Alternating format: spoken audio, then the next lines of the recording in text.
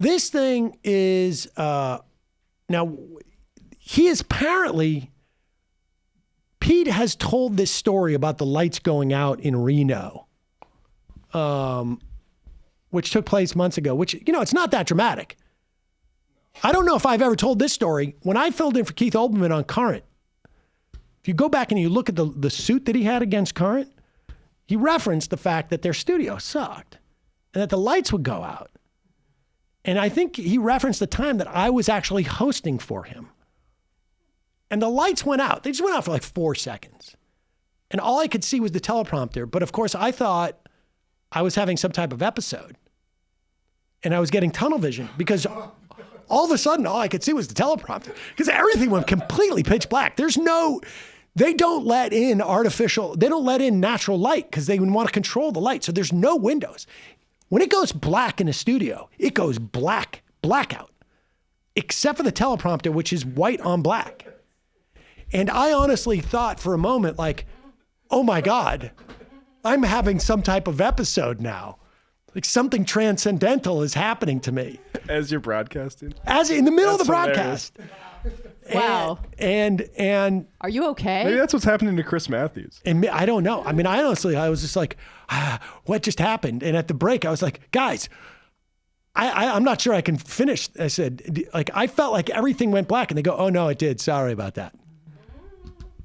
Wow. So, but apparently this has been such a dramatic, they perceive this as such a metaphor.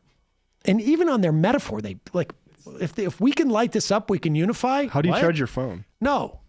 Like, you actually have to go to the point where it's like, thank God there were Americans there to come up with the idea of using their cell phone. Like the flashlight feature is actually like literally on the top page. It's like right next to an alarm clock. On Android, it's a swipe down. Right. Same on this. It's like, oh God, thank God we had Americans there to realize that we could use a stopwatch to tell time or something. Here is Pete retelling the story. And the saddest part comes after this.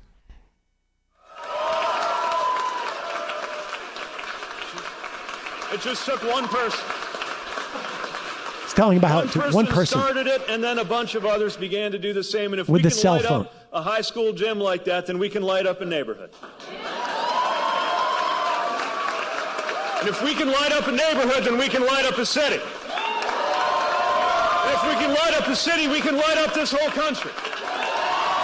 Yeah, that doesn't fall And out. if we light up this country, then everyone can make sure this country we love shines as a beacon around the world once more. Yeah, this guy liked it. Yeah, I know. Hold on. I wonder why that guy liked it. I know that guy's going like, hey, that was Obama's speech. I've heard this one before. Oh, yeah, you did. Did you? Huh? Okay. Let's hear it. This is Barack Obama running in 2008. Started. It shows you what one voice can do. One voice can change a room. And if a voice can change a room, it can change a city. And if it can change a city, it can change a state. And if it can change a state, it can change a nation. And if it can change a nation, it can change the world. Virginia, your voice can change the world tomorrow. Now, it had more resonance when Obama said it because he was actually talking about if you come out and vote, that vote can actually have a difference that will cascade. And actually, you could, that's not just metaphorical. Like, you can actually draw the line, right? Like, I mean, if 500 people had voted for Gore as opposed to Bush in Florida in 2000, say, the whole trajectory of the next 20 years could have been fairly fundamentally different. And, but Buttigieg goes from, if one person can pull out their cell phone and light up a room, then a bunch of people can. Then we can become a light. Then he jumps to a metaphor where we can light up a city and then we can light up a country. And then we can bring people together. with phones. If I was there, I would have been preserving my battery. I'll just say that. I can't remember who said it that Buttigieg was like an Obama cover band. Yeah, bad one. I mean, though. I said that he's like Patrick Bateman doing an Obama impression. Yes, there you go. Patrick Bateman? Jason Bateman. American Psycho. Oh, Patrick no, I don't know Bateman. that guy. I never saw that. Not good. Very bad guy. Was it? It's a very good Good movie. Good movie? Good book. Bad I know guy. Psycho. Psycho. So there it is, Pete Buttigieg. You think he's also trying to do like a not me us thing a little bit? Like Well, the yeah, fact that there's people who like him means that he's also part of a grassroots movement. Yeah, no, of course. I think they're always trying to make it a movement that's bigger, but he's trying to be poetic, and he doesn't have that in him.